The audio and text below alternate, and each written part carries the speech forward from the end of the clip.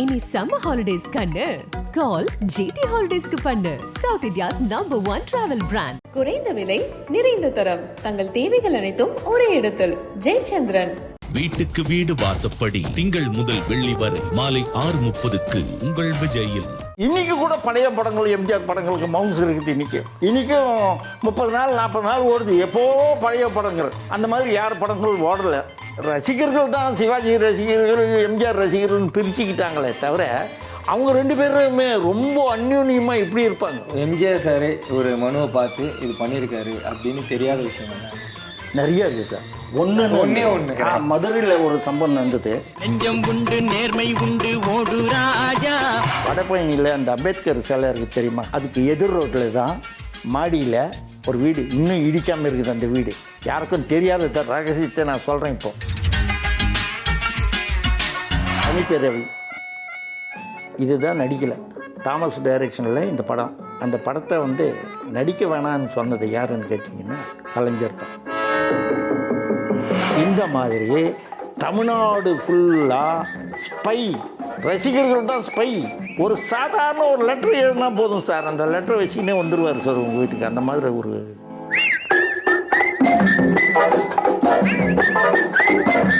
இனியுலகம் நேயர்களுக்கு வணக்கம். நான் உங்கள் விஜய் சேது. இன்றைக்கி நம்ம வாத்தியார் அவர்களை பற்றி அதிக விஷயம் தெரியாத விஷயங்களை தெரிஞ்சுக்க போகிறோம். ஸோ நம்ம யாரை பார்க்க வந்திருக்கோம்னா ஓம்பொடி பிரசாந்த் சிங் அவரை தான் பார்க்க வந்திருக்கோம். வணக்கம் ஐயா. சார் வணக்கம். எப்படி இருக்கீங்க? நல்லா இருக்கேன் சார். ஐயா, முக்கியமாக இதை கேட்டே ஆகணும். அது என்ன ஓம்பொடி பிரசாந்த் சிங் உங்கள் பேரோட? சார் ஓம்பொடி பிரசாத்ன்றது என் பேர் நாடகங்களில் நடிச்சதுனால எனக்கு அந்த பட்டப்பேர் வந்தது சார். என்னுடைய அதாவது 1971 அந்த காலகட்டத்தில் இன்றைய முதலமைச்சர் என்னுடைய நெருங்கிய நண்பர். அவரும் எம்ஜிஆருடைய ரசிகர், நானும் எம்ஜிஆருடைய ரசிகர். நாங்கள் 2 பேரும் புரட்சித் தலைவர் வீட்டுக்கு பல தடவை என்னை இட்டுன்னு போயிருக்கார். நான் சாதாரண தொண்டன் தான். நான் அவர் கூட நாடகங்களில் நடிக்கும்போப்போ நட்பாகி என்னை அந்த நாடகத்தில் முரசைய முடங்குங்கிற நாடகத்தில் எனக்கு அந்த பட்டப்பேர் ஓம்பொடி அப்படின்னு. அப்போது ரொம்ப ஒல்லியாக இருப்பேன், ஓம்பொடி மாதிரியே இருப்பேன். அதனால் என்னை ஓம்பொடி அப்படின்னு எனக்கு அந்த பட்டப்பேர். அதுலேருந்து என்னை ஓம்பொடின்னு தான் கூப்பிட்டாங்க. புரட்சி தலைவர் எனக்கு ஓம்பொடி பிரசாத்ன்னு சொல்லிட்டு பட்டயம் கொடுத்தாரு. அவன் ஸ்டாலினுடைய அவங்க தந்தை அவர் எனக்கு அரசாக ஒரு மோந்திரம் போட்டார். சரி, இப்போ இருந்தாலும் இப்போ உள்ள இதுக்கு சொல்லணும்னா இப்போ ஒரு கோட்னு சொல்லலாம் சார். இப்போ வாத்தியாரை greatest of all times sir. எங்களுக்கு புரட்சி தலைவர்ன்றது எங்களுக்கு தெரியாது. எங்களுக்கு வாத்தியார் தான் தெரியும். அந்த காலத்துலேருந்தே வாத்தியார் படத்துக்கு போகலாம். நாங்கள் வாத்தியார் படத்துக்கு சைக்கிளில் 5 தடவை 6 தடவை 10 தடவை இப்படி பார்ப்போம். இந்த ஏரியாவில் தான் நான் வளர்ந்தவன். என்னுடைய நண்பர்களெல்லாம் இருக்காங்க, இப்போ கூட இருக்காங்க, நிறைய பேர் இருக்காங்க. எல்லோரும் கூட சைக்கிளில் நாங்கள் போவோம். ஒரு 10-15 பசங்க சைக்கிளில் போவோம், நடந்து போவோம். வாத்தியார் படம்னா அப்படி ஒரு பெரிய வெறி.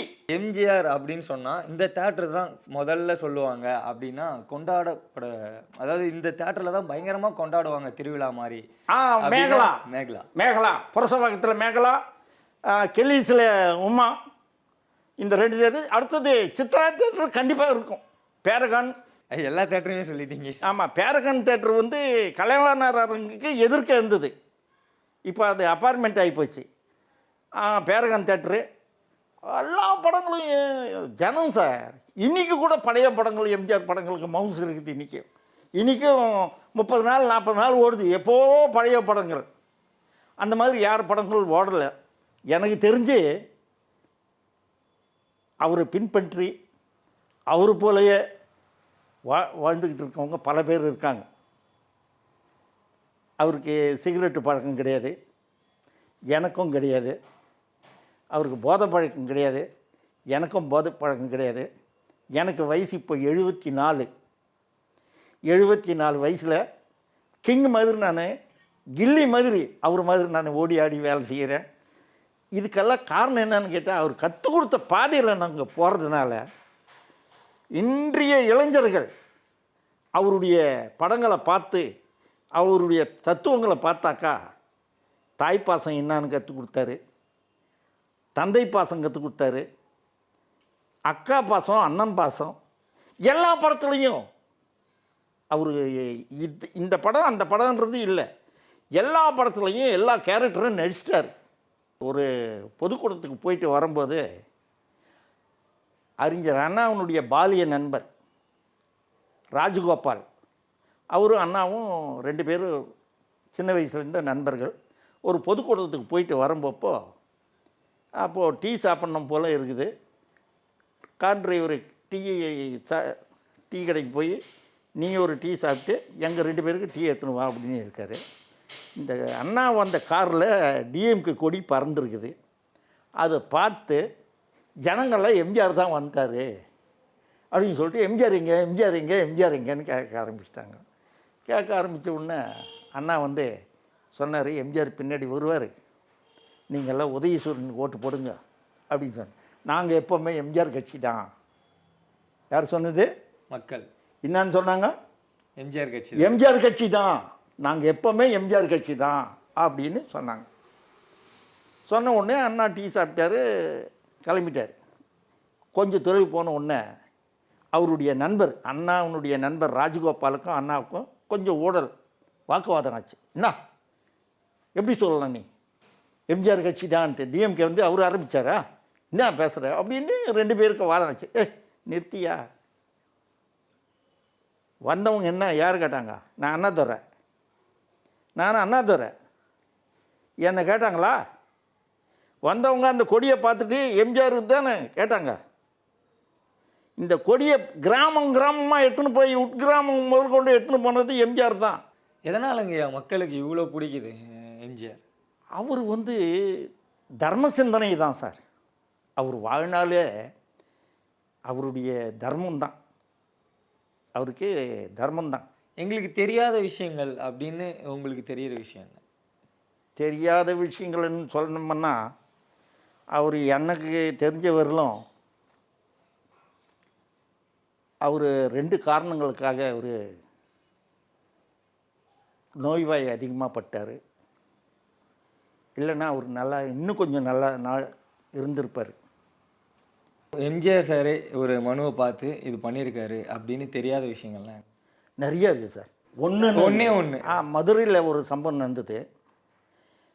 ஒரு டெய்லி ஒரு லெட்டர் போடுவார். ஒரு தொண்டன் ரசிகன் எம்ஜிஆருடைய ரசிகன் டெய்லி ஒரு லெட்டர் போடுவான், போஸ்ட் கார்டு. இவர் அது அந்த அவனுடைய லெட்டர் படிப்பார். ஆனால் அவனுக்கு தெரியாது லெட்டர்லையும் அதை முக்கியமாக படிப்பார். எத்தனை லெட்டர் இருந்தால் கூட அத்தனை லெட்டரும் படிச்சுடுவார். படிச்சுட்டு அவர் லெட்டர் கூட எழுதுவார். அவன் என்ன சொல்லிட்டான், நீங்கள் என் கல்யாணத்துக்கு வரணும், நான் ஒரு பொண்ணை லவ் பண்ணுறேன், நீங்கள் கண்டிப்பாக வரணும் அப்படின்னு. கொஞ்ச நாளில் மறுபடியும் தப்பு நடந்து போச்சு. நான் கல்யாணத்துக்கு முன்னாடி தப்பு நடந்து போச்சு. 2 பேராலையும் உணர்ச்சிகளை கட்டுப்படுத்த முடியல. நாங்கள் அது தப்பு பண்ணிட்டோம், நீங்கள் சீக்கிரமாக வரணும் அப்படின்னு. சாதாரண கொத்தனார், கொளுத்து வேலை செய்கிறவன், மதுரைக்கு பக்கத்தில் ஏதோ ஒரு கிராமம். நேராக போய் இந்த பொண்ணு பத்திரிக்கை இது தபால் வந்தோடனே இதெல்லாம் படித்து எடுத்து வச்சுட்டு எடுத்து வைக்கிறார். ஒவ்வொரு லெட்டரும் அவன் வந்து தனியாக எடுத்து வைப்பார். ஆனால் பதில் எழுத மாட்டார். ஆனால் இவர் படிக்கிறார். சம்பவம் அன்றைக்கி என்னடானாக்கா நாள் போக போக அந்த பொண்ணு முழுவாமல் இருக்குது.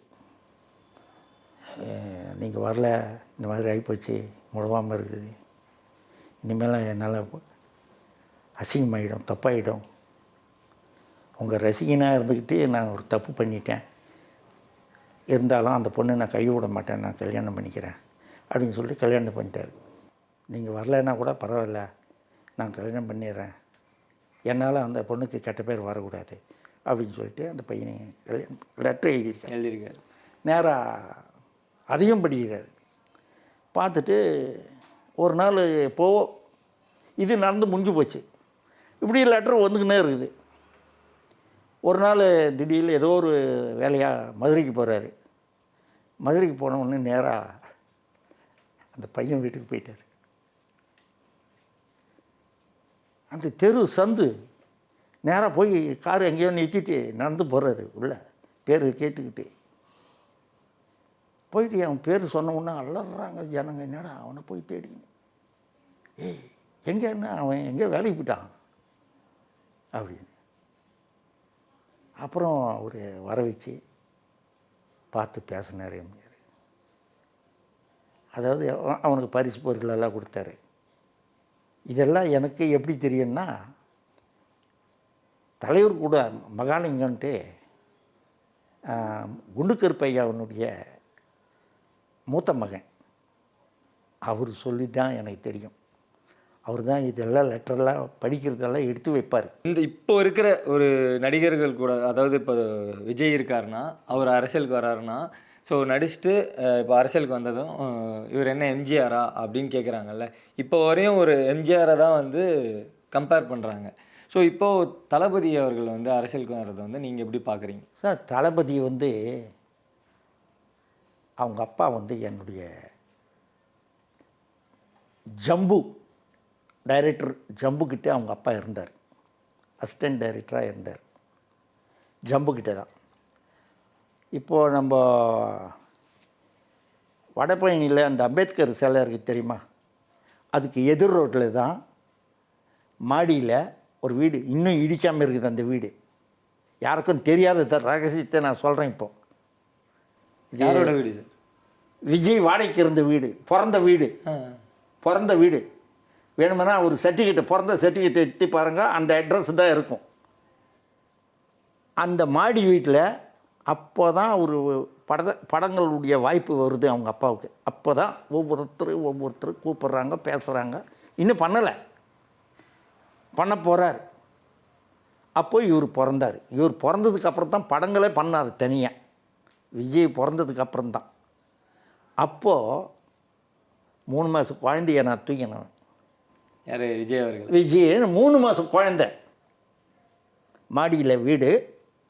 என்னுடைய நண்பர், நாடக நண்பர் அம்ஜத் கான்ன்ட்டு ஒருத்தர் இருந்தார். அம்ஜத் குமார். அம்ஜத் கான் மாதிரி அவர் இருப்பார். பழைய படங்களெல்லாம் பார்ப்பார். எம்ஜிஆர் படங்களெல்லாம் நடிச்சிருக்கார். அவர் வந்து நானும் நண்பர்கள். இவர் சந்திரசேகர் சார் வீட்டுக்கு போவோம். அவர் டைரக்டரு. நாங்கள் வாய்ப்புகள் கேட்குறதுக்கு போகும்போப்போ அந்த அம்மா பிரசவம் ஆகி அந்த நேரம். அப்போது அந்த குழந்தைய விஜயை நான் தூக்கணும் வேணான்னு. இப்போ வந்து எம்ஜிஆர் அவர்களை வந்து கடவுளாக பார்க்குறாங்க எல்லாருமே மக்கள், ஓகேவா? ஆனால் அவர் கடவுளாக நடிக்கவே இல்லை. ஸோ அதுக்கு உதாரணமாக தான் வந்து இந்த ஒரு போஸ்டர். ஏன்னா வந்து போஸ்டர்லாம் வந்துச்சு, பட் ஆனால் அவர் நடிக்கலை. எதனால் சார்? இது வந்து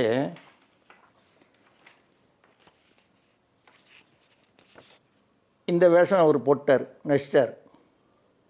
முருகரும் நடிச்சிட்டார், தனிப்பிறவி. இதுதான் நடிக்கலை. தாமஸ் எடுத்தார். தாமஸ் டைரக்ஷனில் இந்த படம். இயேசுநாதர். அந்த படத்தை வந்து நடிக்க வேணான்னு சொன்னது யாருன்னு கேட்டிங்கன்னா கலைஞர் தான். எதனால்? அது என்ன காரணம்னு தெரில. இது நடிக்க வேணாம் இந்த மாதிரி அப்படின்னு கலைஞர் தான் சொல்லி, பல புஸ்தகங்கள்லேயே பல பேர் சொல்லி, பல டைரக்டருங்க சொல்லி தான் எனக்கு தெரியும். எனக்கு மற்றபடியாக நான் வந்து புரட்சித் தலைவரே நேரடியாக வந்து என்கிட்ட ஒன்றும் சொல்லலை. அதே மாதிரி தலைவருடைய படங்களுக்கெல்லாம் நான் அனைத்துலக எம்ஜிஆர் மன்ற தலைவர் முசிறி புத்தன், தாழம்பூ படத்தினுடைய டைரக்டர் NS ராமதாஸ், இப்போ மறைஞ்சிட்டார் அண்ணன் ஆரம்பி. அவர் ஆரம்பி தனியாக போவார்.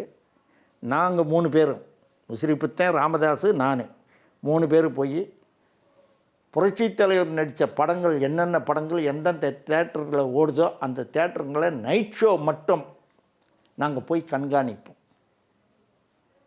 அது உத்தரவு பார்க்க சொல்லுவார். லேடிஸ் எல்லாம் எத்தனை பேர் வந்தாங்க, அவங்கெல்லாம் கரெக்டாக போய் சேர்ந்தாங்க வீட்டுக்கு.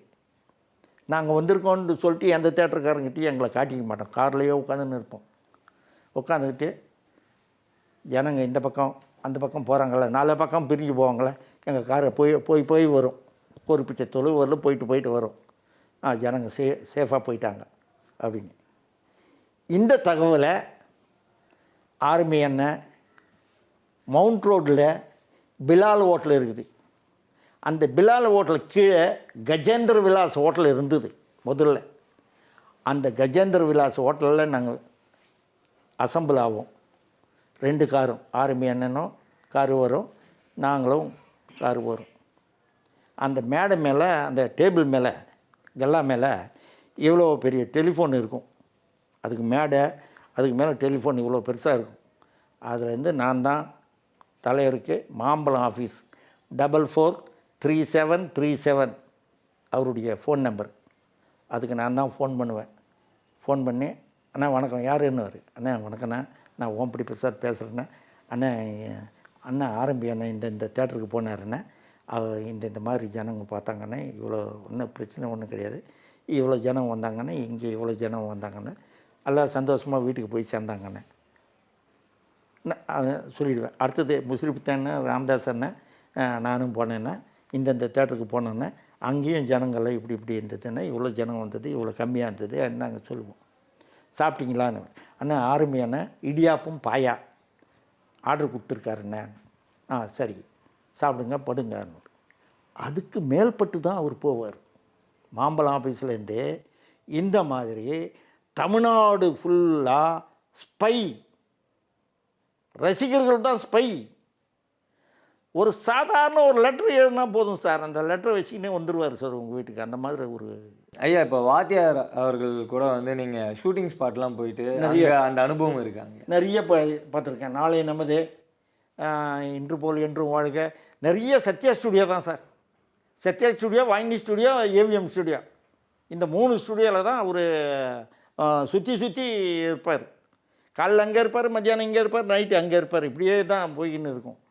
ஆனால் நிறைய அங்கே எல்லா சக நடிகர்களும் அவருக்கு எல்லாம் நல்லா வாத்தியார் வர்றாருன்னாவே அந்த ஏரியாவே ஒரு பெரிய பரபரப்பாக இருக்கும். ஏரியாவே பரபரப்பு ஜாஸ்தியாக இருக்கும். வாத்தியார் வர்றாரு. அந்த மாதிரி வாத்தியார் வர்றதுக்கு முன்னாடி ஆர்மி வந்துடுவார். ஆர்மி வந்து பார்ப்பார். நடிகர்கள், அதாவது இப்போ வந்து எம்ஜிஆருக்கு வந்து ரொம்ப பிடித்த நடிகர் அப்படின்னா யார் கூட வந்து பயங்கர ஃப்ரெண்ட்ஷிப்பாக? எல்லாரும் கூட தான். எல்லாரும் கூட ஒருத்தவர் கூட சிவாஜி சார். அவர் கூட, அதாவது ரசிகர்கள் தான் சிவாஜி ரசிகர்கள், எம்ஜிஆர் ரசிகர்கள்னு பிரிச்சுக்கிட்டாங்களே தவிர, அவங்க 2 பேருமே ரொம்ப அந்யோன்யமாக இப்படி இருப்பாங்க. நகையும் சதையும் மாதிரி இருப்பாங்க 2 பேருமே. பிரிக்க முடியாத நண்பர்கள், பிரிக்கவே முடியாது. அந்த மாதிரி பெரிய நடிகர்கள். நீங்கள் படையப்பா படத்தில் வந்து அந்த வீடு ஏலத்துக்கு போனதுக்கப்புறம் அந்த தூணை பிடிச்சின்னு சிவாஜி கணேசன் அழுவார் தெரியுங்களா? அவர் அதே காட்சி தலைவர் இறந்தப்போ அவர் அழுதார். நான் பக்கத்தில் இருக்கேன், கண்ணால் பார்த்தேன். நான் தலைவருடைய பாடியை ராமாவரம் தோட்டத்திலிருந்து ராஜாஜி ஆளுக்கு கொண்டு வந்தது நடிகர் தீபன், ஜானகியம்மாவனுடைய தம்பி மகன். அவரும் நான் தான் எடுத்துன்னு வந்தோம். சாதாரண வண்டி, எலக்ட்ரிசிட்டி வண்டி, இபி வண்டியில் போய் கீழே வச்சு நாங்கள் எடுத்துன்னு வந்தோம். பின்னாடி ஆம்புலன்ஸ் வருது, அதில் தான் இருக்காருன்னு ஜனங்க இந்த வண்டியை விட்டாங்க, அந்த வண்டி காலி வண்டி, இதில் எடுத்துன்னு வந்து இதில் வச்சோம். ஆனால் அப்போது சிவாஜி கணேசன் அழுதார். நான் அந்த படத்தில் அழுதுன்னு நான் பார்த்தேன். இங்கே நேரடியாக அங்கே அழுதுது நம்ம கண்ணால். ஜனங்க எத்தனை பேர் சூசைட் பண்ணிக்கிட்டாங்கன்னு கணக்கே கிடையாது. நீங்கள் வந்து 1987 வருஷத்தினுடைய டிசம்பர் 24, 25, 26 தேதி பேப்பர் இந்த 3-4 பேப்பர் பார்த்தீங்கன்னா தற்கொலைகள் தான் ஜாஸ்தியாக இருக்கும். அவன் தற்கொலை பண்ணிக்கிட்டான், சூசைட் பண்ணிக்கிட்டாங்க எல்லாரும் அவருக்காக. 1000க்கும் மேற்பட்டவங்க செத்துட்டாங்க தமிழ்நாடு ஃபுல்லாக. ரயிலில் தலை கொடுத்துட்டாங்க, கிணத்துல குடிச்சிட்டானுங்க, பீச்சில் போய் குடிச்சிட்டானுங்க, லேடிஸ் முதல் கொண்டு. அந்த மாதிரி ஒரு பெரிய தியாகம் பண்ணிட்டார் அவர். மக்கள் மனசில் வந்து பிரிக்க முடியாது சார். ஏன் நடிக்கலைன்னா, நம்ம வந்து ஒவ்வொரு வீட்லேயும் வீட்டுக்கு வீடு வாசப்படின்றோம், இருக்கா இல்லையா, சொல்கிறோமா இல்லையா? அதே மாதிரி தான் இந்த ரசிகர்கள் இருக்காங்களே, அவங்க 2 பேரும் நல்லா பேசிக்குவாங்க. இவர் வந்து சாப்பிடுவார், அவர் அங்கே போய் சாப்பிடுவார். இந்த மாதிரி 2 பேரும் அந்யோன்யமாக இருப்பாங்க எந்த விஷயமா இருந்தாலும். ஆனால் ரசிகர்கள் விட மாட்டாங்க சார். நீ பேசக்கூடாது, நீ பாடக்கூடாது, நீ இது பண்ணக்கூடாது. இந்த ரசிகர்கள் தான் அங்கே, அந்த பக்கம் ரசிகர்கள், இந்த பக்கம் ரசிகர்கள் தான். இப்போ எம்ஜிஆர் அவர்கள் வந்து பிடித்தவர்களுக்கு எப்படி, பிடிக்காதவர்களுக்கு எப்படி சார்? அது அவரே நாடோடி மன்னல் சொல்லிட்டார் சார். அவர் வசனம் ஒன்று சொல்கிறாரு, என்னை நம்பாமல் கெட்டவர்கள் பலர் உண்டு, நம்பி கெட்டவர்கள் யாரும் இல்லை அப்படின்னு சொல்லிட்டு ஒரு வசனம். அது உண்மை, யதார்த்த உண்மை. திறமை எங்கே இருக்குதோ திறமையை பாராட்டுவார், திறமைசாலியை உருவாக்குவார். அவர் ஒரு உருவாக்குறதுல மன்னன் சார். ஒரு புது டைரக்டராக இருந்தாலும் சரி, புது நடிகராக இருந்தாலும் சரி, யாராக இருந்தாலும் சரி, டெக்னீஷியனாக இருந்தாலும் சரி, ஸ்டண்ட்டில் இருந்தாலும் சரி, ஊக்கப்படுத்துறதுல ஒரு மாதிரி வேறு யாரும் கிடையாது. அப்படி உருவாக்குனதில் வந்து இப்போ உச்சத்தில் இருக்கிறவங்கன்னா யார்? அந்த மாதிரி சொல்ல போனால் சிவகுமாரை சொல்லலாம். இன்றைக்கி டாப்பு. அப்போது அவர் தான் கூப்பிட்டு படங்களெல்லாம், தம்பி நீ என் கூட செய்ய அப்படின்னு சொல்லிட்டு ஆரம்பி ஆனந்த் காவல்காரன் படத்தில் வாய்ப்பு கொடுத்து அதில் நடித்தார். அப்புறம் இன்று போல் என்று வாழ்க்கைன்னு நினைக்கிறேன், அதுலேயும் கொடுத்தாரு. எல்லா படங்களும் சிவகுமார் நடித்து நல்லா பண்ணியிருக்காரு. நல்ல அறிவுரைகள் சொல்லுவார். அவருக்கு என்னென்னு கேட்டிங்கன்னா, நல்லா வளர்ந்து வர்றவங்க அதில் பற்றி சில கிசுக்கிசுக்கெல்லாம் வரும்ல, அதெல்லாம் வானா தம்பி, நீ நல்லா வந்துடுவே, நீ எனக்கு தெரியும், நீ இப்படி வா, இப்படி இது பண்ணிக்கோ, இப்படி எக்ஸசைஸ் பண்ணு, இப்படி பண்ணு அப்படின்னு அறிவுரைகள் நல்லா. இதெல்லாம் எங்கே ஷூட்டிங் ஸ்பாட்டில் நடக்குமாங்க? இல்லை, அவர் கூப்பிட்டே கூட சொல்லுவார். தப்பு இருந்தால் கண்டிப்பார். அவர் தப்பு இருந்தால் இதெல்லாம் தப்புப்பா, உனக்கு நீ வளர்றவன் இப்படி தான் இருக்கணும் அப்படின்னு கண்டிப்பார். தண்டிக்க மாட்டார், சொல்லுவார். அதுக்கப்புறம் அவங்க தலையெழுத்து தான். அது மாதிரி இப்போ எம்ஜிஆரும் ரஜினிகாந்த் அவர்களும் நட்பை பற்றி சொல்ல முடியும் சார்? 2 பேருமே நல்லா நடிப்பாங்க சார். ரஜினிகாந்த் நான் அவர் ரூமில் தான் சார் நான் படுத்துக்கின்னு இருப்பேன் மத்தியான நேரத்தில். ரஜினிகாந்த் ரூமு எங்கே இருந்ததுன்னா, நம்ம மியூசிக் அகாடமி தேட்டர் இருக்கா மயிலாப்பூரில், அது சிபி ராமசாமி ரோடா, டிடிகே ரோடு, அந்த மியூசிக் அகாடமிக்கு பின்னாடி, அதுக்கு பேர் புதுப்பேட்டை. அந்த புதுப்பேட்டையில் ஜேபிஆர் இருந்தார். அந்த சந்தில் எதிர் வீடு, சின்ன ரூமு, 10க்கு 10 தான் அவர் இருந்த. அந்த 10க்கு 10 ரூமில் இங்கே ஒரு கட்டில், அங்கே ஒரு கட்டில், 2 பேர் மேலே படுப்போம், 2 பேர் கீழே படுப்பாங்க. மத்தியான நேரத்தில் நாங்கள் நாடகங்களுக்கு, சபாங்களுக்கு அங்கே அலைஞ்சிட்டு வந்து அந்த பக்கமாக வந்து அங்கே தான் படிப்பேன் நான். நடராஜன் நிழல்கள் ஆவியாக நடிப்பான் பாருங்கள், நடராஜன் அன்புள்ள ரஜினி படத்தினுடைய டைரக்டரு, ரஜினியுடைய ஃப்ரெண்டு. நானும் நடிகை பிரமிளாவும் நாடகம் நடிச்சிட்டு இருந்தோம், பிரமி தியேட்டர்ஸ். அதில் நடிப்பார் அவர் நடராஜன். அதனால எனக்கு ரஜினியினுடைய நட்பு கிடச்சிது. அங்கே போய் நாங்கள் மத்தியான நேரத்தில் படிப்போம், அங்கே தான் பட்டுன்னு இருப்போம், அங்கே தான் சாப்பிடுவோம். அங்கே மொனையில் டீ கடை இருக்கும், அந்த டீ கடையில் தான் எங்களுக்கு டீ வாங்கி தருவார் அவர் ரஜினிகாந்த். நிறைய அங்கே கடன் கூட சொல்லி காசு இருக்காது, அப்புறம் கொடுப்போம். அந்த மாதிரி அந்த டீ கடையில் இப்போ இருக்குது அந்த டீ கடை ஒன்று. அந்த வீடு இப்போ இச்சு புதுசாக கட்டிட்டாங்க. என்னுடைய பசங்களையும் இட்டுன்னு போய் காட்டினேன், இதுதாண்டா ரஜினி நான் நல்லா படுத்துக்கிட்டு இந்த இடம். என் ஒய்ஃபும் காட்டினேன், யாரும் நம்ப மாட்டாங்க, என் ஒய்ஃபே நம்பலை. அப்புறம் அங்கே அக்கம் பக்கத்தில் இருக்கவங்கள கூப்பிட்டு இங்கே யார் இருந்தாங்க அப்படின்னுவேன். ரஜினி இந்த வீடு அப்படின்னா அப்படின்வாங்க. அந்த மாதிரி நல்ல நடிகர், நல்ல திறமை. அவர் வந்து உழைப்பால் உயர்ந்தவர். அவர் புரட்சித்தலைவருடைய பாணியை பிடிச்சிட்டு எங்கேன்னு கேட்டிங்கன்னா, நீ நல்லா வளரணும், ஓஹோன்னு பேர் எடுக்கணும், இந்த இந்த இந்த இந்த இந்த இதெல்லாம் விட்டுடு அப்படின்னு அறிவுரைகள் எல்லாம் சொன்னார். அந்த அறிவுரைகள் பிரகாரமாக அவர் போனார். சூப்பர் ஸ்டார் ஆகிட்டார். இன்றைக்கி மக்கள் மனசில், ரசிகர்கள் மனசில் இடம் பிடிச்சே இருக்கார். அந்த வகையில் வந்து ரஜினி வந்து அறிவுரைகள் நிறைய ரஜினிக்கும் சொல்லியிருக்காரு, கமலுக்கும் சொல்லியிருக்காரு, கமல்ஹாசனுக்கும் சொல்லியிருக்காரு. நிறைய இப்படியெல்லாம் இருக்கணும், எக்ஸசைஸ் பண்ணணும், நிறைய மக்கள் மத்தியில் இப்படி இருக்கணும், கேமரா ஃபேஸிங் இப்படி இருக்கணும், கேமரா பற்றி சொல்லுவார், டைலாக் பற்றி சொல்லுவார், எல்லாத்தையும் சொல்லுவார், எல்லாருக்கும் சொல்லுவார். உனக்கு என்ன வேணுமோ அது வாங்கி தருவார். உங்களுக்கு என்ன வேணுமோ சொன்னது மட்டும் இல்லை, உங்கள் விருப்பம் என்னவோ அது வாங்கி தருவார். அந்த மாதிரி அவர் கொடைவள்ளல் தான் சார். அவர் எல்லாருக்கும் செஞ்சிருக்காரு. எல்லா அறிவுரைகள் தான். அவர் பேச்சு கேட்டவங்கெல்லாம் இன்றைக்கி நல்லா இருக்காங்க, இன்க்ளூடிங் சூப்பர் ஸ்டார், இன்க்ளூடிங் இவர் உலகநாயகன் கமல்ஹாசன். நல்லா அவங்க பேச்சை கேட்டுருக்காங்க. ஏன்னா அனுபவம் தானே, அனுபவம் பேசுது இல்லை சார். எவ்வளோ அனுபவம் பட்டிருப்பார், எவ்வளோ கஷ்டப்பட்டிருப்பார். ஒரு வேஷத்தில் சின்ன சின்ன வேஷங்களில் நடித்து அவர் இவ்வளோ பெரிய ஹீரோ, இந்தியாவுக்கே பாரத ரத்னா பட்டம் வாங்கி கொடுத்தது அவர்.